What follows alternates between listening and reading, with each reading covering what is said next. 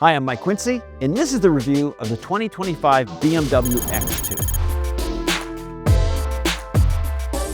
The redesigned X2 got larger than the last model, with more rear seat room, more power, better fuel efficiency, and finally, standard rear cross-traffic warning and blind spot warning. The X2 continues to be the coupe-like version of the BMW X1 SUV, which we also tested, but the sleek-looking styling ultimately hurts rear and side visibility, as well as rear seat access and cargo room.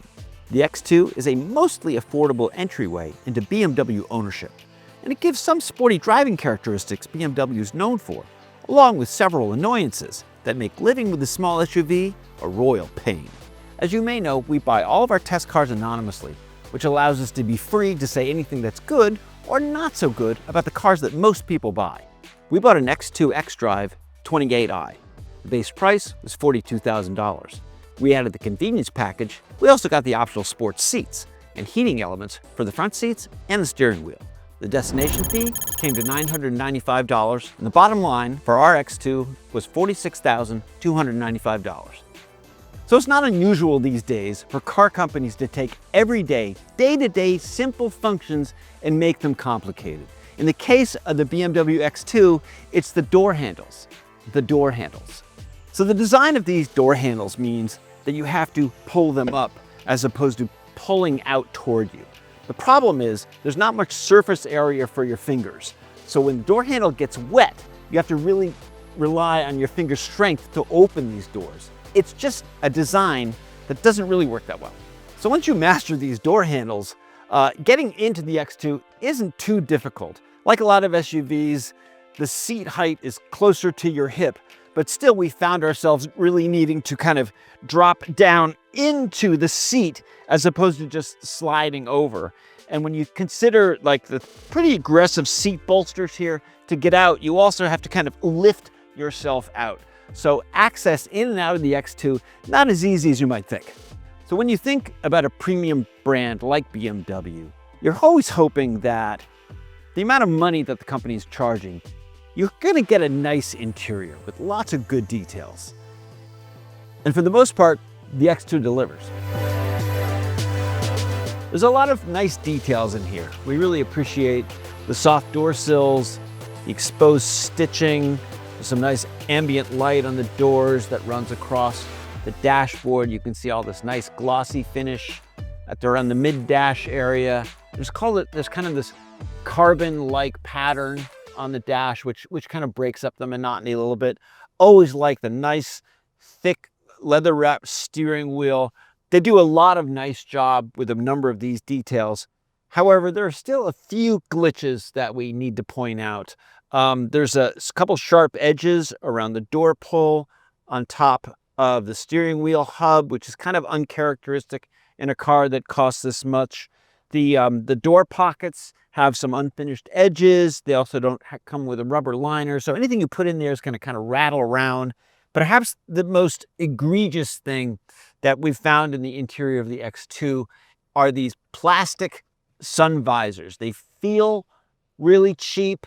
They have this big exposed seam, and they really don't kind of blend in with generally how nice this interior is. Like a lot of high-end cars today, a lot of the car's controls have to go through the center touchscreen. We're losing lots of hard buttons in modern cars, which is really too bad. So the X2's controls definitely require a bit of a learning curve, starting with the climate system, which is on the lower part of the screen here. You have to hit the little button that has the fan to get to the various modes if you want to combine blowing air on the defroster as well as the passengers. You have to go in there. If you want to get to your seat heaters, you have to hit this little button on the side here, which brings in up the seat icon as well as the heated seat icon. But again, you have to imagine doing all this while you're driving. And this is a pretty small little target to deal with. So we're not really crazy about these controls at all. At least you do get hard buttons for the front and rear defrosters, and even with the home screen engaged, you can access the temperature controls for both the driver and the passenger. So most cars these days have a stop-start system that shuts off the car when you come, say, to a red light to save gas. Most will restart smoothly and you go on your way and you don't even really think about it. With the X2, however, the engine and transmission already have a lot of delay when it comes to accelerating from a stop, and the stop-start system makes it worse. So turning off the stop-start system is complicated, as you have to go into the app's menu, you have to then go into driving settings, you have to choose drivetrain and chassis, and then you have to push deactivate auto start stop once.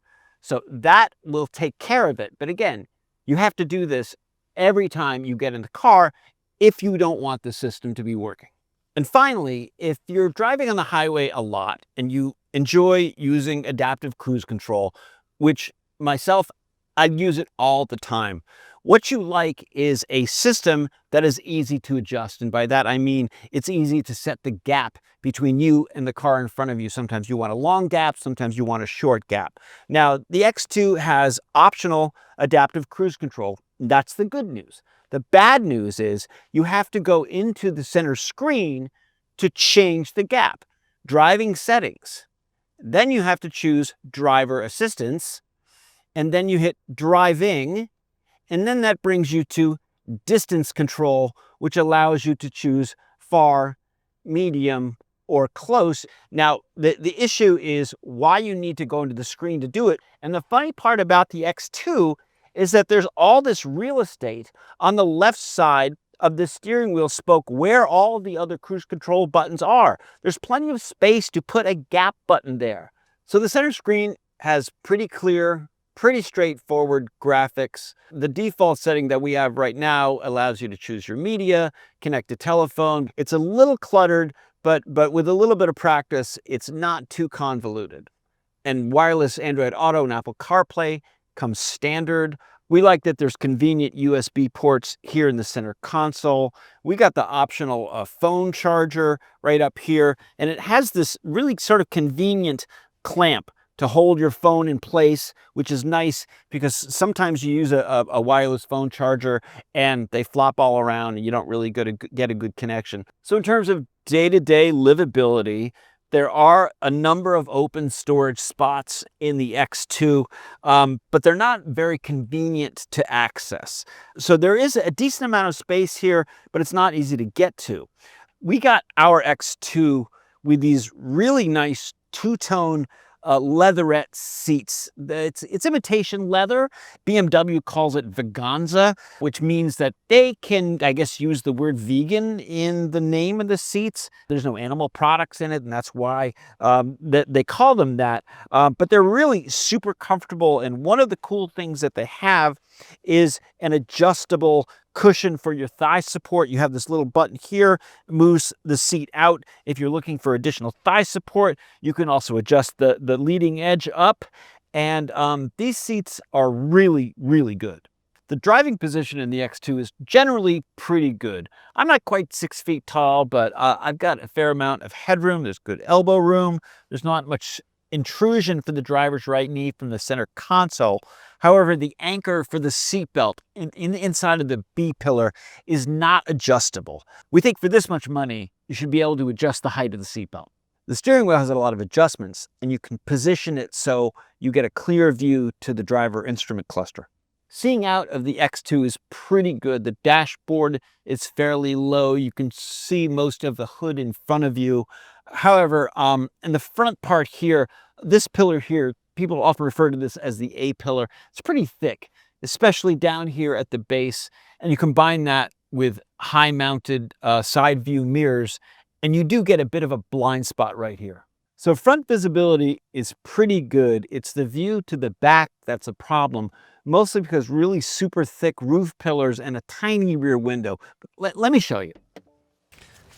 So the roof really slopes down fairly dramatically. The glass tapers off, and you've got this thick roof pillar toward the back. It really impedes your rear three-quarter view, and you combine that with a very small rear window, and rear visibility is compromised. So the rear sloping roofline definitely does a number on visibility, but it also really hurts the second row seating as well. You have to navigate a pretty narrow footpath to get into the back seat of the X2, as well as a pretty wide sill. You might find yourself dragging your pants leg on that sill getting in. Once you're back here and you kind of navigate this narrow footpath, once you're back here, the room isn't bad. The seat has a fairly good upright position. However, taller passengers might find headroom to be very compromised. So when you're in the market for a sport utility vehicle, you hope that it has some utility to it. And the X2 actually has a decent amount of cargo room in back. However, the sloping rear roof line does compromise how much you can put back here. In fact, we realized that there's actually more cargo capacity in the BMW X1 than in the X2. But the load height is optimal, it's pretty high, and you can expand the cargo area by folding one or all three of the seat backs. Standard active safety and driver assistance features on the X2 include automatic emergency braking with pedestrian cyclist detection, automatic emergency braking that operates at highway speeds, blind spot warning, rear cross traffic warning, rear automatic emergency braking, lane departure warning, lane keeping assistance, and automatic high beams. Adaptive cruise control and lane centering assistance are optional.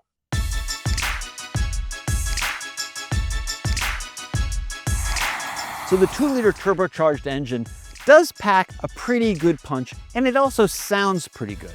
However, it's paired with a dual clutch transmission that adds a lot of hesitation. When you want to accelerate, when you're coming into a rolling stop, and you put your foot down and you want to get out of an intersection, there's this delay and a delay and a delay. It makes the driving experience super frustrating.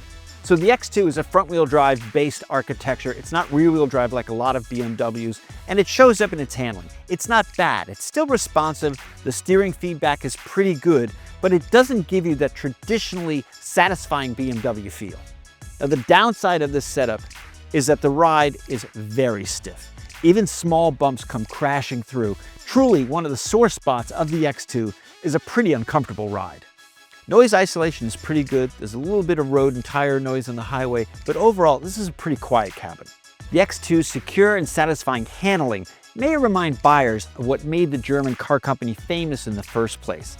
However, the manic power delivery, stiff ride, and needlessly complicated controls take away some of that driving magic.